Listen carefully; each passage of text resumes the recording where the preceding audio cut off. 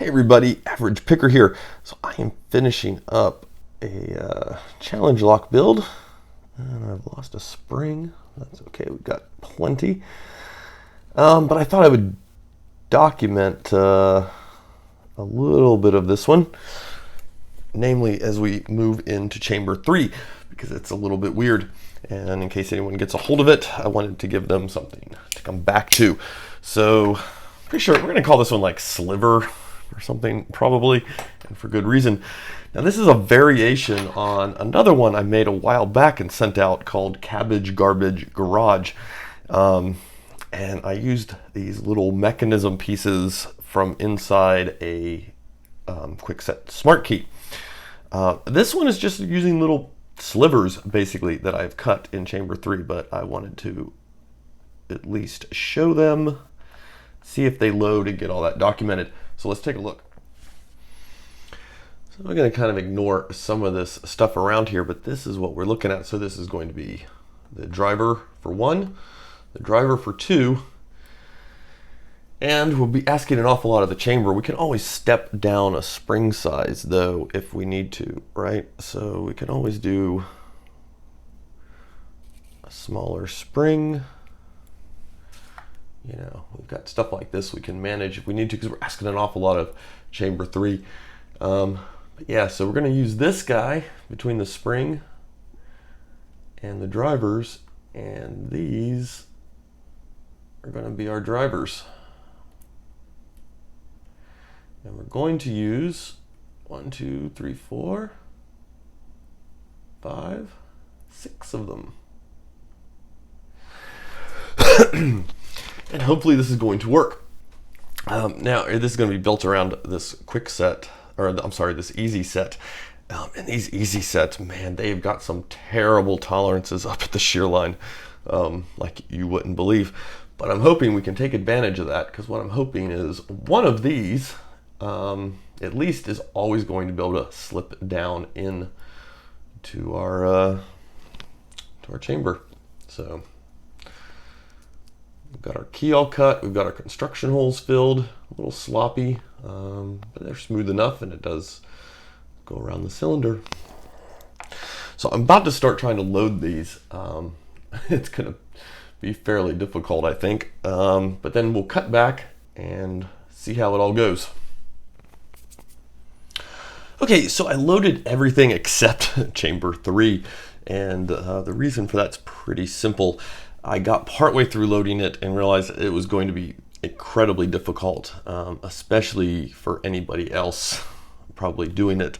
Yeah, I mean, I kind of had a way set to grab them, and it would be incredibly hard to try to explain that, I think, via a note or something.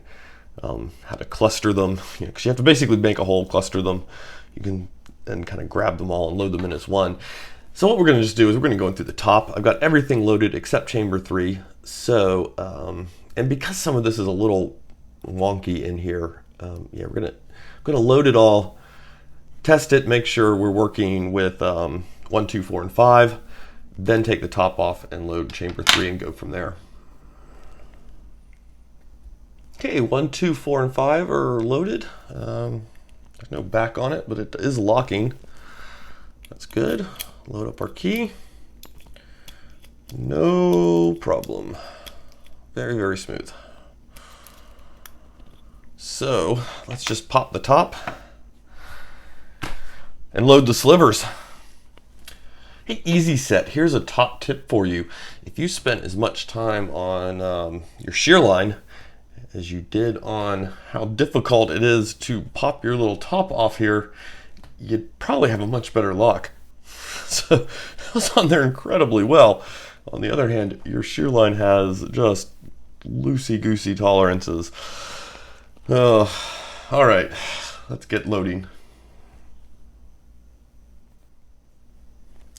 I will say I did test different combinations in a core.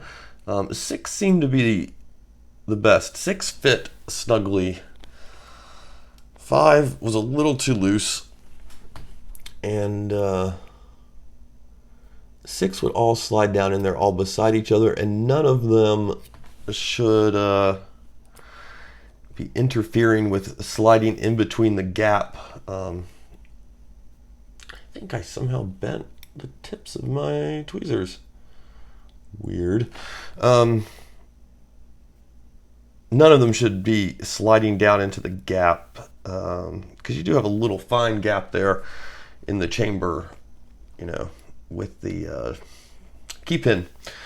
But nothing should be fitting in there or wedging it or causing it to block up at all.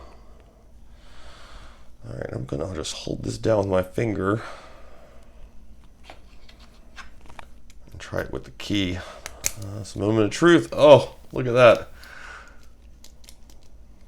Gorgeous. Now all we've got to do is get the top put back down.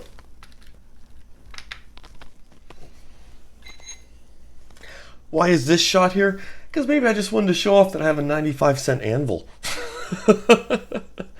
It's the kind of stuff that comes through the restore sometimes. Yeah, bought an anvil the other day, 95 cents. I think we're gonna have to take care of the rest of this with just some kind of tape or something. This is not snapping back in there very well. So yeah, I think we're just gonna have to do some taping. This thing is quite mangled. We seem to be all good. Kind of interested to give this thing a test pick and see what happens. I got a package. I screwed up the package opening. I was going to do one, but I got a package from Lock Lover, and one of the things he sent me was he sent me back my first challenge lock that I ever made, complete with the limited edition keychain there. Yeah. Guess he didn't want the limited edition keychain, though he did add a cut and some salt to this. But this thing's a little worse for wear. Needs a little love and care, so we will get it back up and running very soon. But in the meantime, Sliver is done, I think. So nothing to do now but tape the top down, mark it with the name, and prepare it to go out to somebody. And that brings up, yes, if you want to do some lock exchanging, let me know. You can reach me at averagepicker@gmail.com. And I also give a shout out to a couple of you have picked up on my Bauhaus sticker that's in the background of the other table. So good to know there's still some Bauhaus fans floating around out there. Yeah, love them. Bauhaus, Joy Division, Wire, big Wire fan, Spaceman 3. I could just list way too many of these bands. But yeah, anyway, everybody, have a good one.